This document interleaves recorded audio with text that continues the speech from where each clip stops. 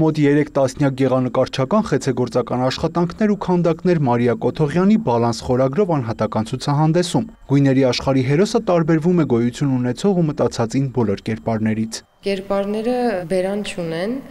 ու դա լռության խորհրդանիշն է ինձ համար բալանսն ու լռությունը հոմանիշներ ոնց որ իրար առանց մեկը մյուսի չի ստացվում։ Լռության մեջ է հավասարակշռությունը։ Լույս ու ստվեր, գունային խաղեր, կերպարներ, համադրված մրգերի հետ, որոնք ըստ նկարչուհու խորհրդանշում են մարդ-բնություն կապը։ Ես ինձ միանշանակ նկարչուհի եմ համարում։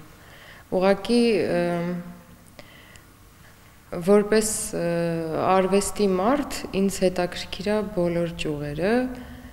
հետաքրքիր է տեխնիկաները ու ինչպես ես դա կարամ ստեղծեմ, ինչ կարող եմ ես ստեղծել, օրինակ կավից կամ ինչ կարող եմ ստեղծել մետաղից, ինչ կարող եմ ստեղծել զարդերից։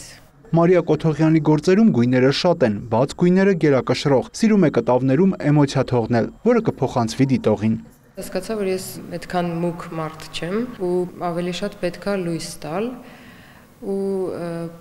ու սկսեցի շատ սիրել գույները ու այդ գույների համադրությունը ավելի հարազատ այդ դարձավ ինձ։ Ստեղծագործելիս նախընտրում է թեթև հոգեվիճակը, երբ մտքերը խառն են, կտավը կամ շատ մռայլ է ստացվում, կամ էլ որոշում է ընդհանրապես չնկարել։ Դադարն էլ կարող է երկար տևել։ Հետաքրքրված եմ անվերջ արվեստով։ Չգիտեմ ուր կգնա, բայց ես հուսով եմ, որ ես այդպես եմ կարծում, որ իմ կյանքը նվիրել եմ այս ամեն ինչին։ Հավասարակշռություն ապահովող ցուցահանդեսը Փյունիկ զարգացման կենտրոնում այցելուների համար բաց է մինչև նոյեմբերի 9-ը։